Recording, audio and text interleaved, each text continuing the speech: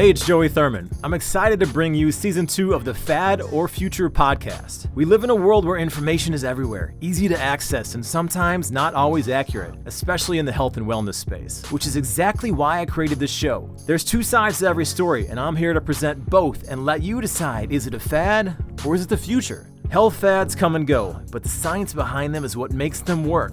Or fail. I'm bringing the experts to you and putting the facts on the table so you can decide how and where to put your efforts in your own personal health and wellness journey.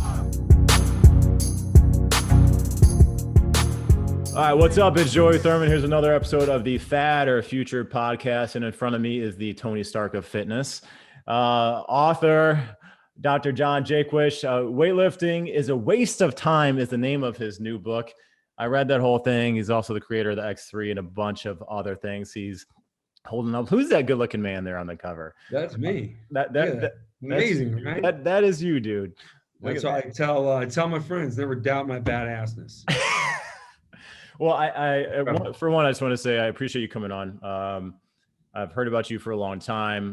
Then your people connected with me, sent me an X3 bar and the book. So I truly appreciate that. And, thanks for coming on, man. Yeah. So let's just get into it. You have a PhD. You're a very smart guy. What's your PhD in? Biomedical engineering. Okay. So yeah, you're a little smarter than most individuals, I would imagine. Although I've met many PhDs that don't have a lot of common sense, but I think you got it. Oh yeah. That doesn't, like, somebody's, their credentials, they can mean something, but it doesn't mean everything. Yeah, for sure. So yeah, I've met people who are scientists who absolutely reject science when it's convenient for them. Mm-hmm.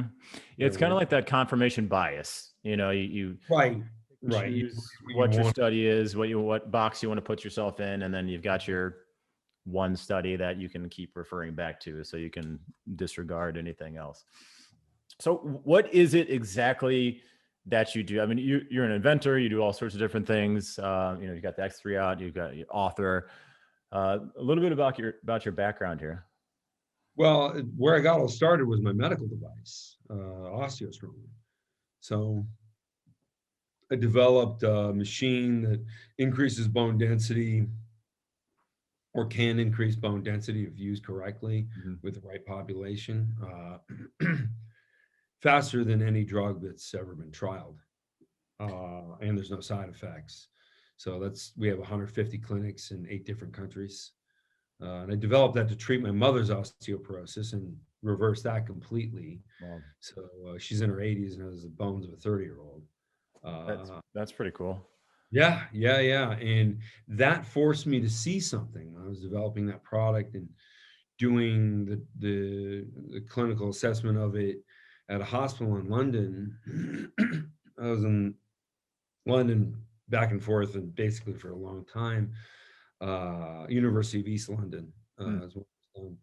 And so I was forced to really look at the kind of forces that were going through bone and determine that the capacity in impact ready ranges of motion. So like when you trip and fall and you put your hands up to keep your face from hitting the ground, there's always one position that people take. Little kids, elderly people, if they can react, they all react with the same biomechanics. So I looked at those biomechanics. Those biomechanics are capable of absorbing or creating 7 times the amount of force that we would normally pick in weight training.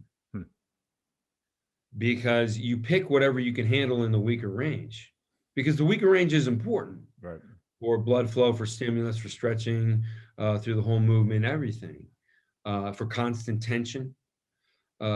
So I looked at the data I was collecting and I said, so people, depending on the position, they're 7 times stronger than they think they are.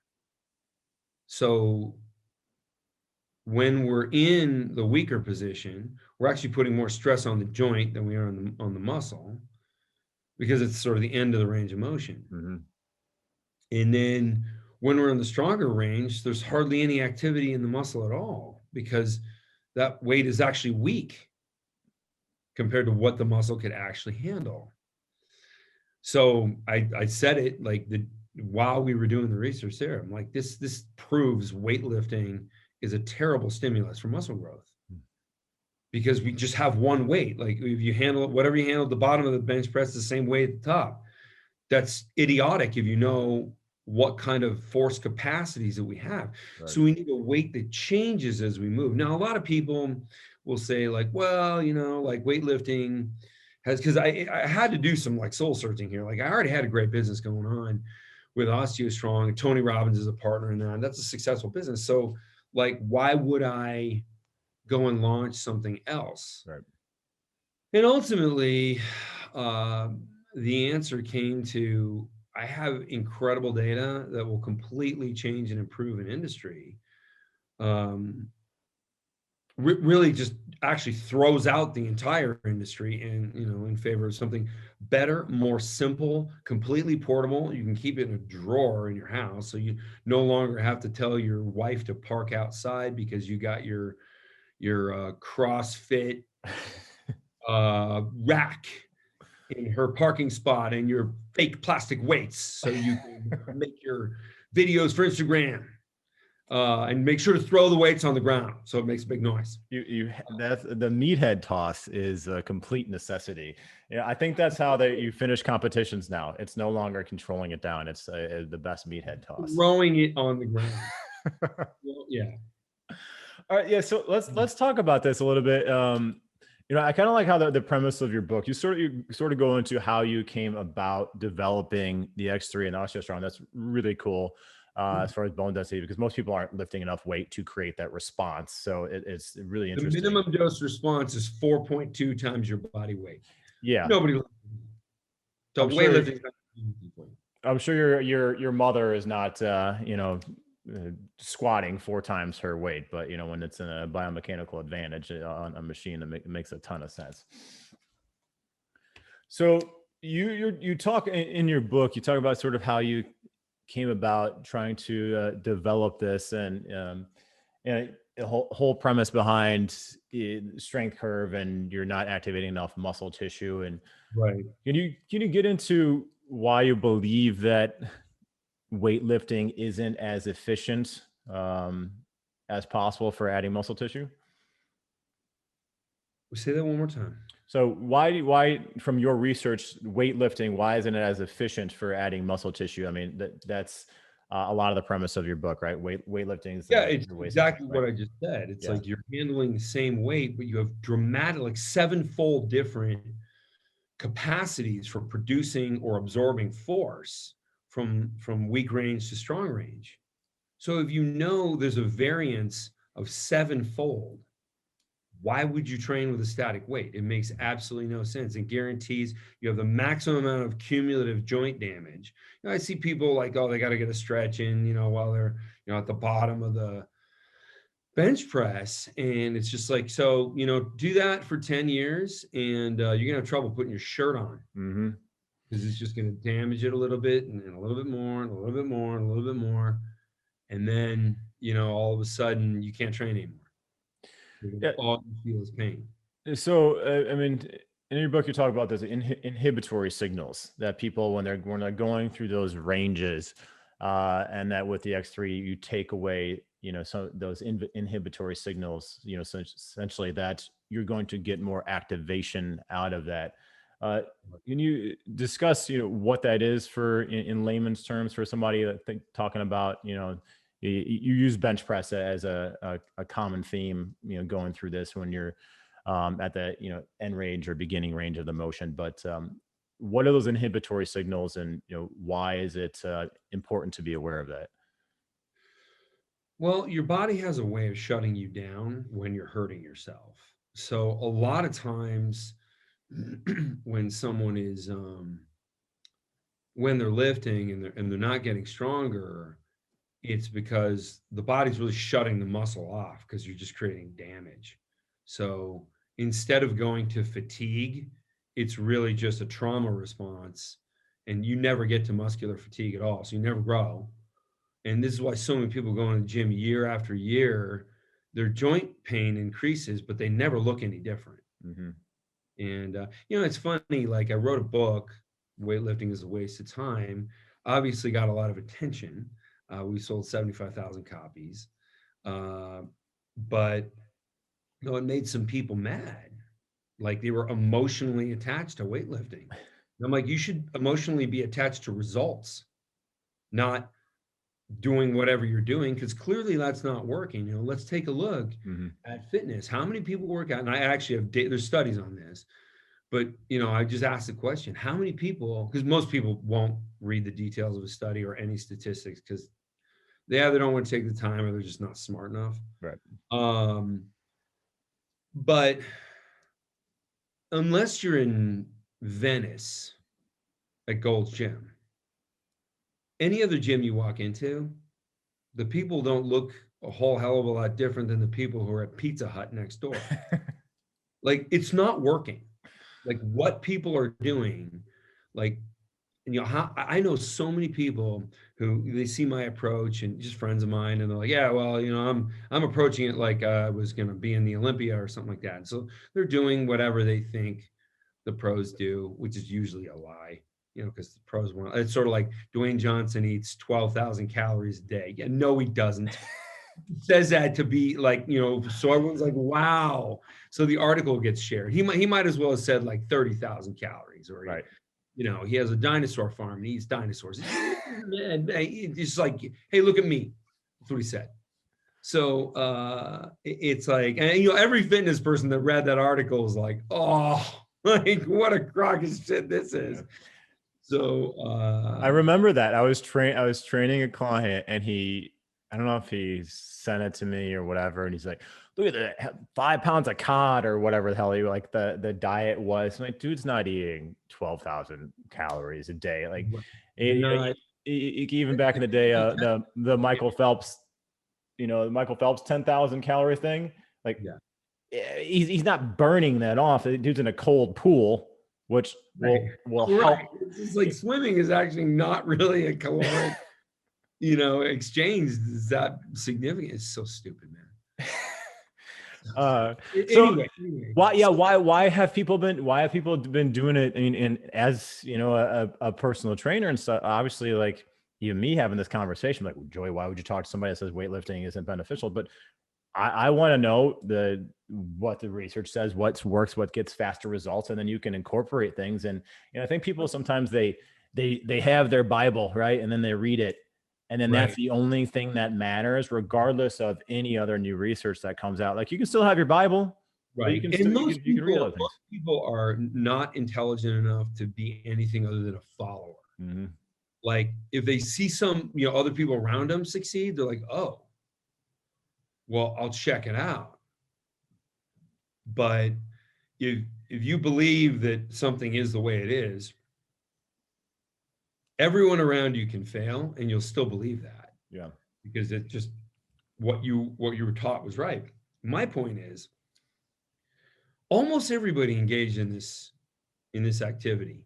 Like who looks like, and I won't say like a Mr. Olympia bodybuilder, but let's say physique.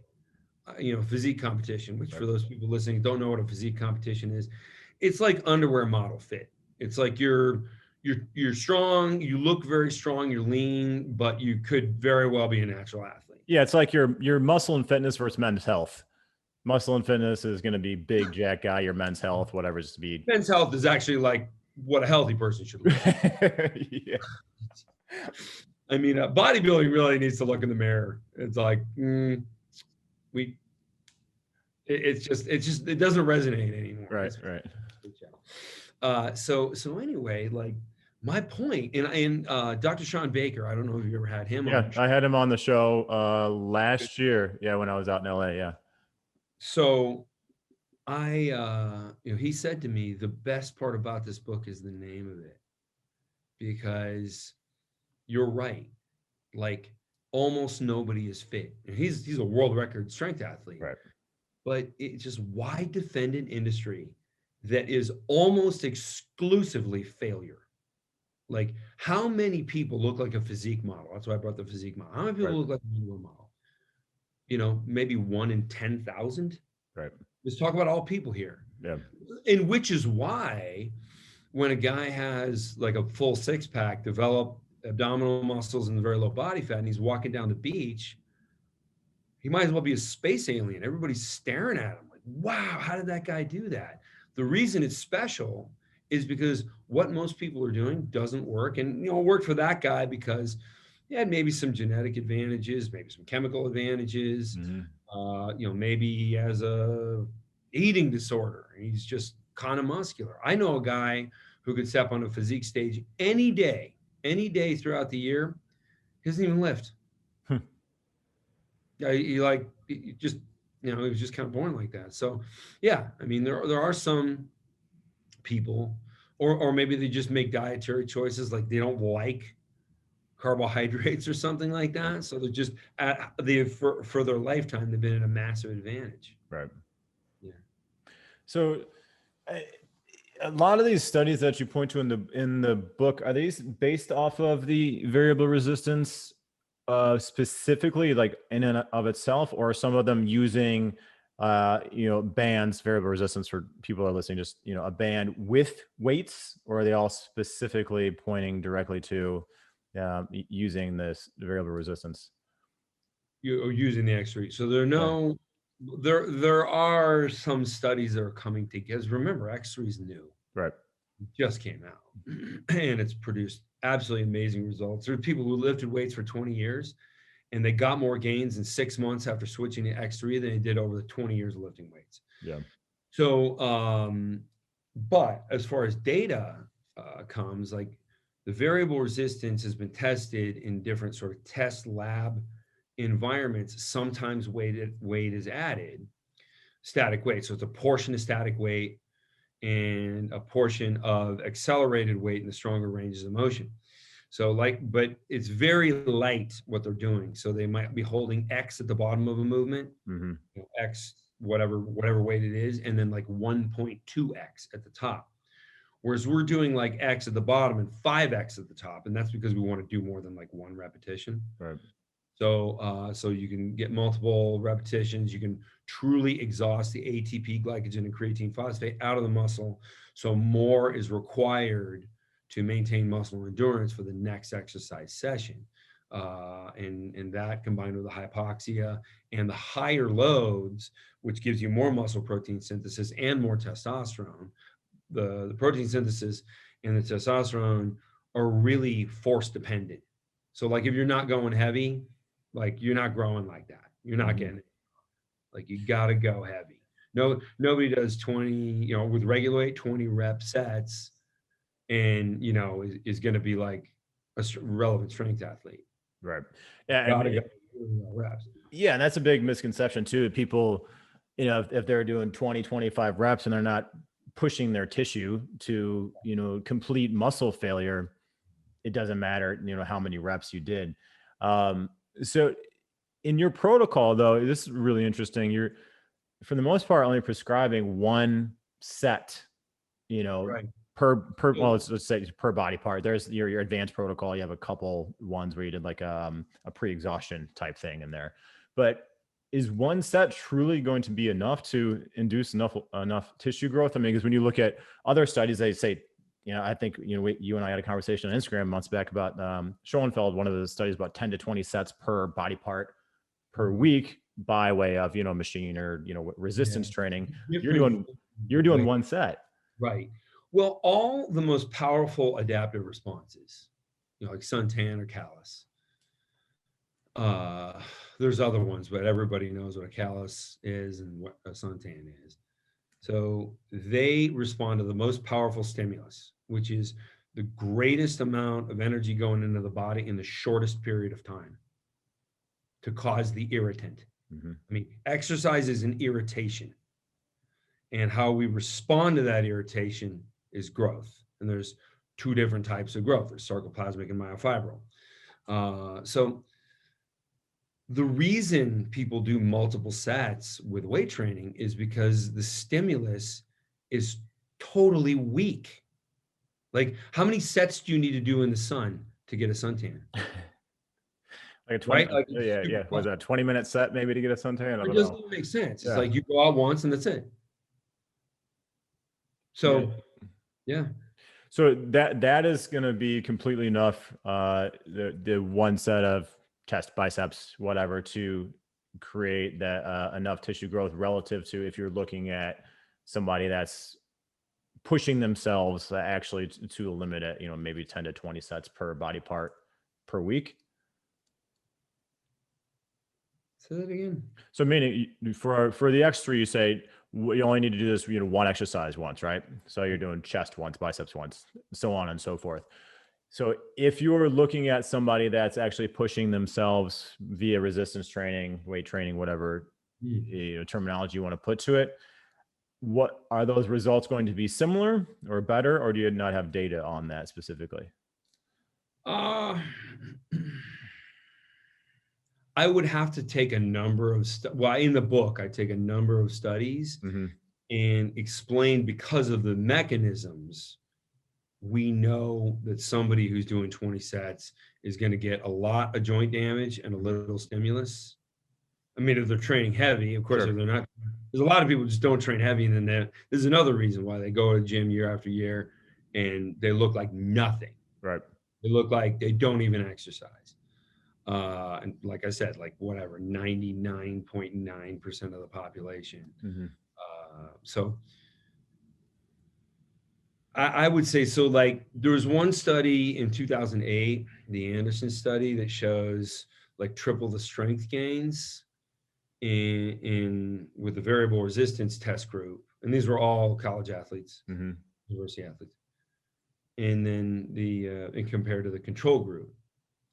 Now, that's why I called it X3. I thought that was a very clearly written study. Yeah. Of course, still a lot of clowns who try and look at X3, they can't understand a study. So it's just like, like I gave them something they just don't. They're incapable of understanding. It's funny. Fitness content comes in two places mainly on the internet: Instagram and YouTube. Pictures and videos. You know why? It's because they can't read. Yeah, I mean, I think the typical fitness fan has got a really low level of intelligence. Otherwise, they'd be able to read an article. It's just unreal, like how. And it was funny because a lot of fitness manufacturers that I talked to before launching the product, like because I wanted to partner with them, they were like, "Oh, you can't talk science, like it'll fail." And so all I did was pivot the audience to busy professionals. That's really our target market. Now we end up getting a lot of fitness people anyway, but they had to see other people succeed with it first. So yeah, and I mean, it's just, I can just tell by the way it is, just go to bodybuilding.com. Like how do these people, how are they alive? How do they not just fall in a river? Well, it's funny. Anytime and you've seen my posts, I will often quote a study and a reputable study, on the stuff that I'm doing. And then, I'll get a response based off of just the headline or something I don't know, which I want to get into the cardio thing, but I talked about the upregulation of fat. Like, I do cardio all the time. And I'm like, just look into it. Like there's a lot more, and then I can answer on an Instagram post, on a comment. So anybody listening, I mean, find studies and actually read about them, or find people that can explain them to you. Would be a good way to go about it. All right, so how can people incorporate this into their lives? What's your protocol, and is there something where people can do this? And I mean, people, we're habitual creatures, right? So we want to have our coffee in the morning or whatever, still go to the gym. Is there a way that people could incorporate this while weight training, or you want them just specifically, staying with the X3 for optimal results? I would say if you're a professional athlete, you have to do some drills or some skill work, because skill work is neurological. So it's very different than just building raw power. Right. So I work with about 20 different NFL players. And so I tell them, because they're all worried about some conflict, they do give them quite an education when they get into the league. But every strength coach out there is really good in the NFL. but they don't know about they don't know all about X3 yet. I mean, really the only entire pro team that has switched to X3 is the Miami Heat, which is why they endorsed the book. And so, but the NFL players specifically, I like looking at the NFL because these are like the strongest people in the world. Yeah. And I know powerlifters think they're stronger. It's like, yeah, right. You're making like, $2,000 a year with your sport, but you could be in the NFL because you're stronger. But no. You'd rather have $2,000. Believable. So anyway, these are just like strongest guys in the world, most gifted guys in the world. And I tell them, when you do skill work, it's got nothing to do with what we're trying to stimulate. It's like a different thing. It's like you can get a haircut and you can cut your fingernails, and one's not going to interfere with the other. Right. Right. So it's just that simple. So the Heat, but if you want to like actually like lift, yeah, I would say like a power lifter has to practice the skill. Sure. Like honestly, your bench press, because you'll lose the ability, if you switch completely to X3, the ability to just keep the bar balanced, because holding the bar that's not connected to anything, of course, there's always some dipshit that bench presses with the Smith machine, which is, I'll make you a list of what's wrong with that. But you see those guys in the gym, and it's like, yeah, man. It's like, did you put a Ferrari emblem on your? It's a kit car. Yeah, right. Yeah. Or just put a giant spoiler, on your car, which goes like 90. Yeah. So those are the guys. The Heat they're using the X3 specifically for their strength work now? Yeah. So do they don't touch the drills. Really? They do exactly the same drills. And I'm like, for learning, for you guys, like not even for the sake of science, just for your team, do the drills and do X3. And now you've isolated X3 as a variable.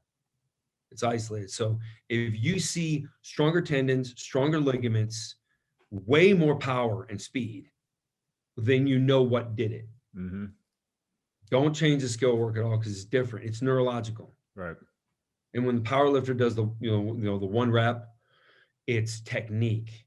It's like a golfer has to swing a golf club all the time to keep that pattern right.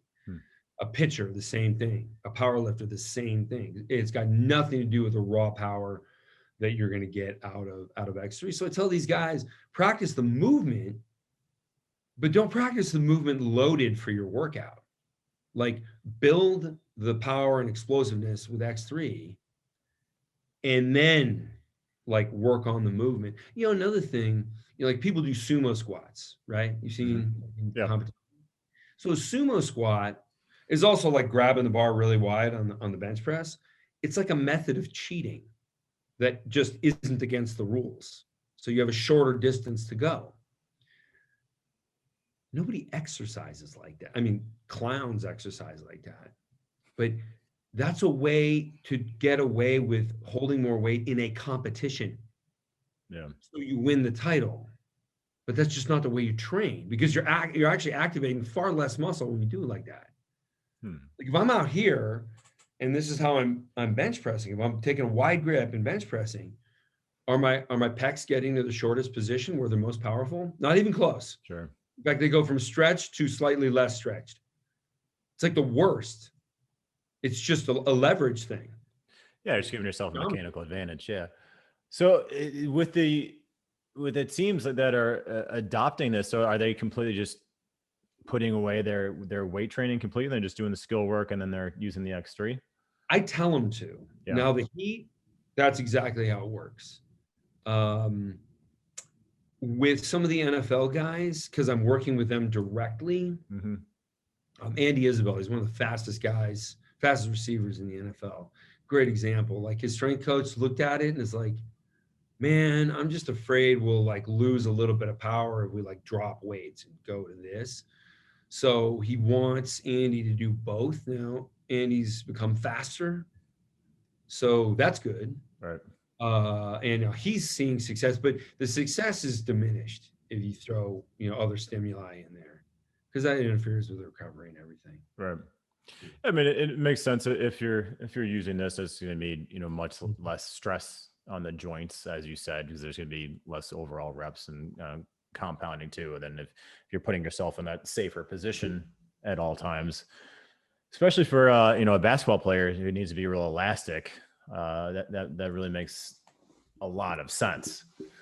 So let's talk about the other part of your book. Cardio being a waste of time. I can't have you on here without you talking about that, because this is one of the biggest things that I get people asking me about, and it's really interesting. So why put that in the title of your book?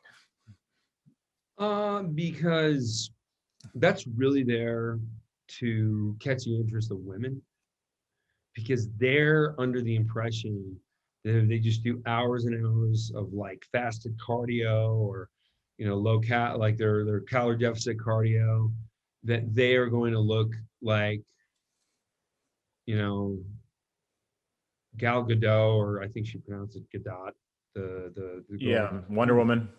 Yeah, they think they're going to look like Wonder Woman. Yeah, I can promise you, Gal does not do a lot of cardio. Yeah, I mean, she's strong looking. So cardio increases cortisol for like long periods of time. Cortisol goes up when you do all kinds of stuff. Cortisol goes up when you get out of bed. So that's not an excuse for staying in bed all day long. But it goes up and then goes right back down.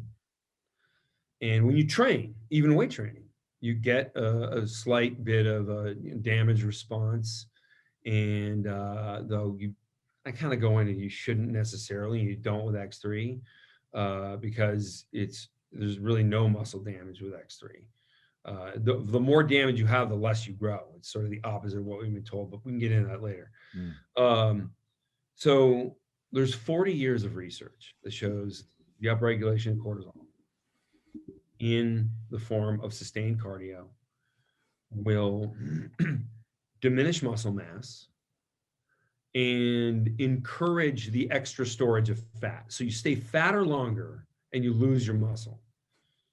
And when you look at like a sprinter, and then you look at like a marathon runner, they have the same body. Yeah, I mean, completely different body types. You're right.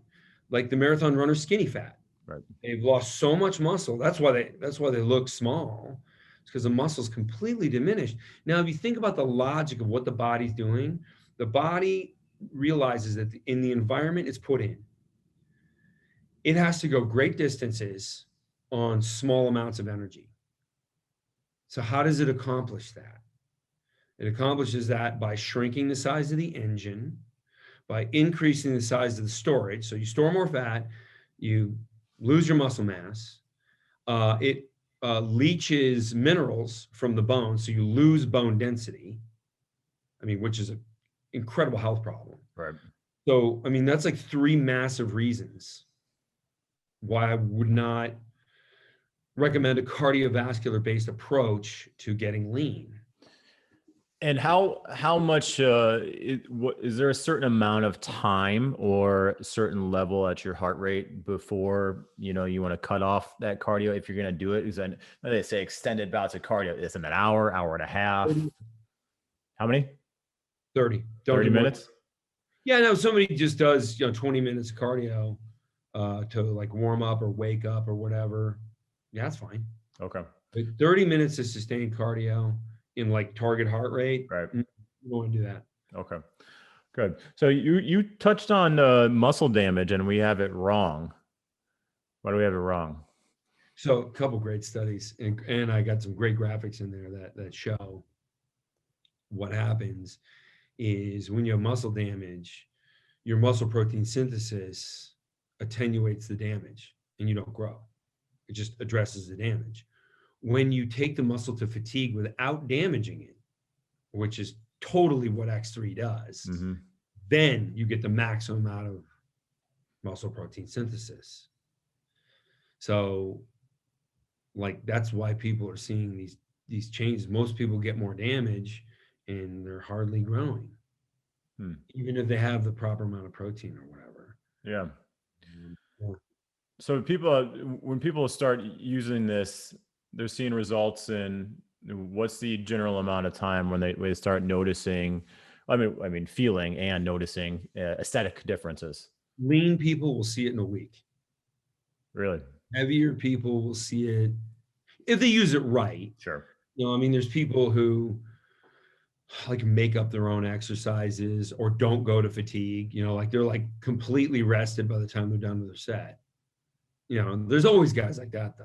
Yeah. And if you do this protocol, like the full body protocol, that's a little rough. I mean, if you do it to complete fatigue, and I don't think most people really know what that exactly feels like, but to the point, and you guys can look up X3, but to the point where you're going through that range, and then you do the shorter range of motion where you can't, almost like micro reps, if you will. They're really tiny until you completely fry out. It is exhausting, and your heart rate does get elevated, and it's it's much tougher than I thought it was going to be the first time I picked that thing up, honestly. Sean Baker says it. He's like, I'm a world record strength athlete. He says this is the hardest workout I've ever done in my life. Yeah. Yeah. But I find that people, this experience has made me disappointed with the general human population as far as intelligence goes. However, the people who actually get the product, who are probably the more intelligent ones because they bother to read the science, they're not afraid of effort. What they're afraid of is time. Like they want to grow faster. They don't want to wait 20 years to get fit. They also just don't have the time to put in the workouts. Like, when you're in your 20s and you have a job where you don't have any work you take home, like, sort of entry level job. Right. You have tons of time. Like nothing's really pulling you in any direction. So you work out and you hang out at a bar, and then or you drink with friends now, but that we're not allowed to go to bars for no good reason. But the whole lifestyle changes when you get a real job and somebody actually needs your attention, like 24/7. And because you're like doing some important shit, and then all of a sudden you get married, and I won't go into that, but that doesn't help your free time. Sure. And then you have kids, and then it's just like, wow, like, did I even use the restroom today? I can't even remember. So yeah, like it's like it's very time efficient, but people are not afraid of working hard. And so when I tell them you have to absolutely shut down the muscle, they are afraid of injury though. So, which is why a lot of like lifting, like basically somebody lifts hard and imagines that injuries are for sissies, and that's not them. And then they get injured, and then they like basically never train heavy again. Yeah. And they never grow again. But with X3, you're using a much higher weight than you'd ever be able to use in the gym. I don't care what you're doing, like much higher, maybe 3, 4, 5 times higher. Then you're using more repetitions because of the variable resistance, and you're able to actually apply diminishing range so that it stimulates a far greater level of hypoxia and then suppresses myostatin, which is the muscle growth limiter in the body. So you get to grow even more than normal. Interesting. Yeah. You definitely feel it when you're going through those. I think I like have to like sit on the floor and like I'm gasping for air. The deadlift, that's probably the one that's it's exhausting when you're doing it with weights, but when you're doing it with that diminishing range of motion too, that one, hamstrings, glutes, abs as well are really frying on that if you're doing it correctly. And that's one thing you say that people don't necessarily need to do specific abdominal training when they're using this. Well, the abdominals grow much faster and better when they get afferent activation as opposed to direct activation. That means activation in form of a reflex. Very strange. Parts of the cat, I think it's just the gastroc, only responds to balancing. You won't get it to grow with direct work, which is like sprinters, like they have amazing calves, right? Right. So you got to balance. Or if you use the X3, like you got to really balance yourself with your calves, which is why the gastroc growth is just tremendous, because you're basically fighting falling over, because you're holding yourself plus like 200 other pounds, Right. and putting all that force to your calves. Like, they respond like that. So abs are much as, and obliques and quadratus muscles, everything you see, in your core, much better response by balancing you. Because if you think, like, when do humans really like crunch? Maybe when they get out of bed. It's really about it. Right. But if you and I have to, like, fight a saber-toothed tiger, I mean, let's imagine we went back in history. Sure. Like, would we be using our abs? Yeah, to keep us stable, Right. to keep us moving forward or moving back. But they're stabilizers. It's not like, let me get on the ground and do a crunch so I can kill this thing. Right? Unless you got knocked on your back and you do some sort of crazy crunch to poke out its eye or something. Right. And, it's like, oh my God, a crunch, and it just dissolves. Right. So it's like, you got to really look at how we use the muscle in our activities of daily living. And it's an indirect actor always. And so I focus on the stabilization function. Of course, you can just look at the customers and you see incredible abs everywhere. Yeah. So, and they're doing zero direct ab work. Makes sense. So what would you recommend for individuals who want to get in shape? I mean, your kind of overall view on fitness here, because you get into diet and all sorts of things in your book as well. So what would your general recommendations be for someone that, wants to get in shape, is limited on time? And I'm sure X3 is part of that, but what can people do that you see them not doing to be healthier? I don't want to piss off my customers here. Yeah, inventing stupid shit to do it. Don't come up with your own way to use it. Okay. Follow the program. Like I quote the Mandalorian. I'm like, I give them the link, to the program, and I'm like, this is the way. End of story. I don't say end of story. It's just, this is the way. Do it this way. And it's because a lot of them don't understand the growth principles, like hypoxia, for example. Like, I could give a 2-hour lecture about hypoxia, and people would be like, oh my God, like, that's been like left to the side for like 50 years. Like, nobody focuses on that. Mm-hmm. And then, hyperplasia. We now know we can trigger hyperplasia. But explaining it took me 20 pages with scientific references. And I actually feel bad for a lot of people who read the book and they're like, they get to that chapter and they're like, what the fuck? like I think I need to take a class before reading. It's especially that section of the book. I feel bad. I had to do it that way though, because, like, I was talking to a friend of mine this morning, and she's like asking some things that she had read in, like, Women's Wear Daily or something, something that covers fitness, but like is not academic literature, the furthest thing from it. And, because people read stuff and they believe it, it's published, right? So oversimplification is another word for wrong. And to get to true simplification is very difficult with complex subjects. So I couldn't do it with the hyperplasia section, and show how to do it and how to use carbohydrates to inflate the cell, get as much blood retention, water retention in the cell, and as much nutrients in the cell, and then stretching that muscle. And Professor Jose Antonio, like, this was his thesis. And I know you know who that is. Mm-hmm. A professor at Florida State.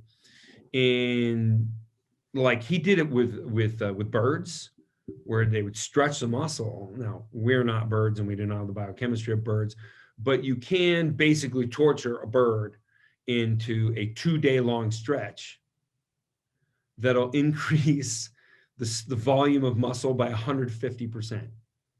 So you more than double the size of the pectoral muscle of the bird in 2 days. Wow. Just by stretching, like, and they're exhausted, constantly, because they're always moving their wings. Right. So, like, the idea that humans could maybe do that. No, I've actually thought about doing like a 5-hour stretched, stimulus after a workout. I've done it for like a minute, just or 2 minutes. I think I did it once for 10, and it just felt like I was going to die. Because it's like an extreme stretch. It's like as much as you can get out of it. You stretch the tissue and hold as long as you can, basically. Yeah, just get in a doorway and as much as you can stretch. But as soon as I started using that protocol, I mean, like my girlfriend at the time was looking at me and like, what the hell did you do to your chest? It's huge. Like, and this is like a couple days later. Yeah. So Dr. Antonio was right. That's like, yeah, I mean, it's not the same, and it's a great animal model. Now, you would never get past a human ethics board, like to collect a bunch of people and they were going to have to be in a painful stretch position for like 48 hours. right. Like, they would never accept that. No. Yeah. I mean, I bet you in Russia they would.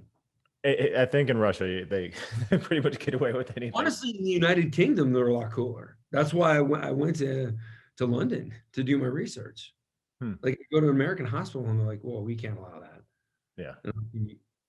Can you like actually think about it? Can I discuss it with your board? And they're like, no, it's not going to pass. Thanks, guys. So, that's funny. So what is your, let's talk a little bit about nutrition. What is your, I guess, what is your go-to nutrition protocol for yourself and people if you were to choose a specific pattern? I mean, we all want to be in a box, right? Right. What box would you put people in? You mean what would, like, an abbreviated recommendation of what they should do? I would tell them 2 things. Eliminate low quality protein, like whey. Like 18% of it is used by the body. The rest are all those bubbles in your urine. It's just nitrogen. It just goes right through you because there's a very low level of the amino acids you need, and a lot of amino acids you don't. But it's cheap to produce, and it literally is a dairy industry waste product. It was taken out of the trash at first. Like, Dan Duchesne was literally buying dairy farms trash. Like, I need all that whey that you're going to go throw, push down the drain or have toxic disposal take it away. He goes, I want that. And so he literally took garbage and turned it into like a high-end supplement.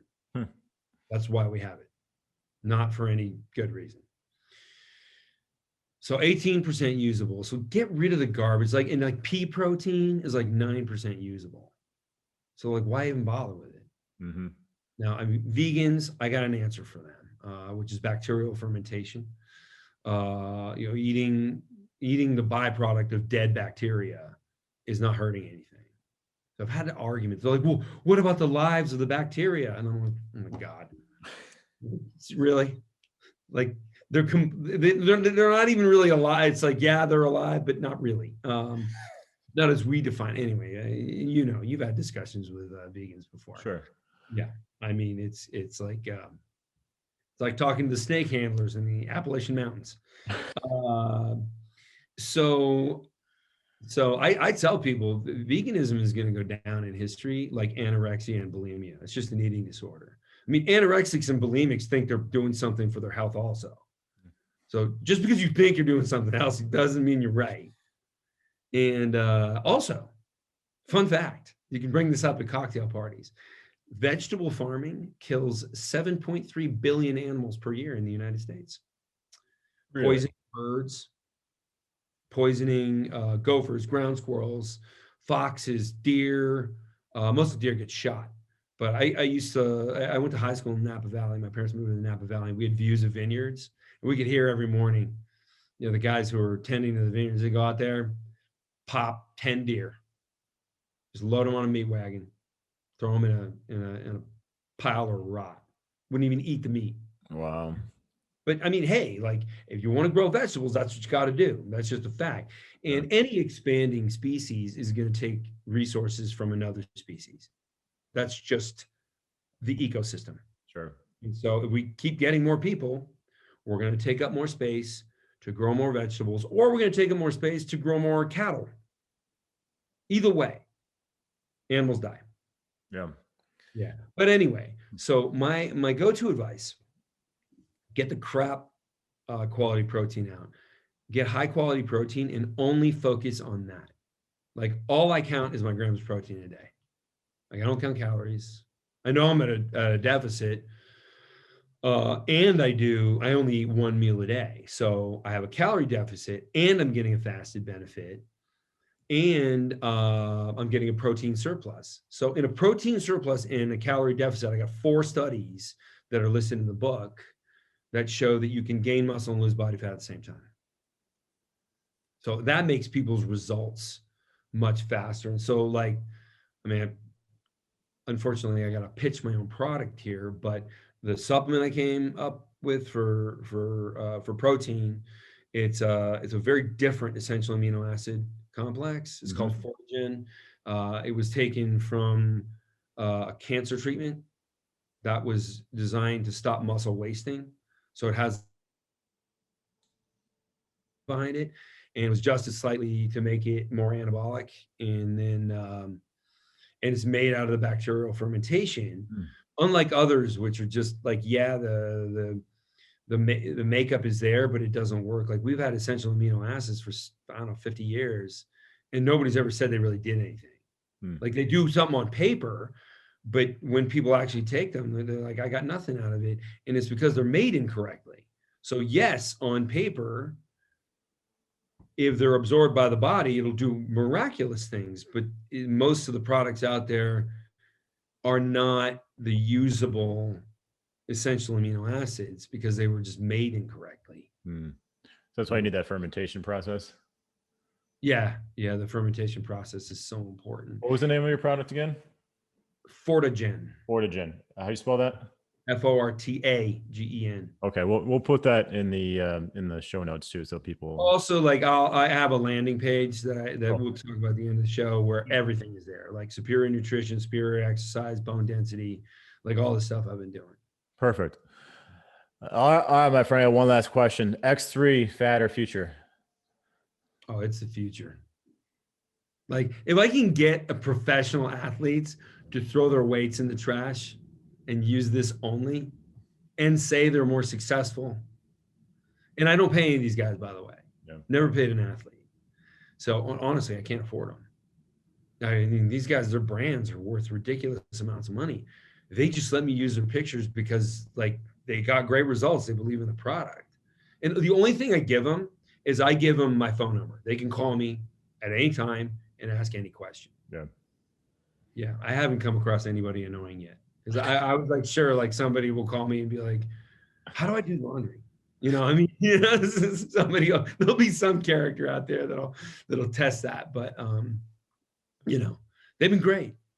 And people, there's also a lot of professional athletes and maybe one kind of the last physique actor we have on earth that are X3 users, but I don't pay him, so I can't really talk about it. Right.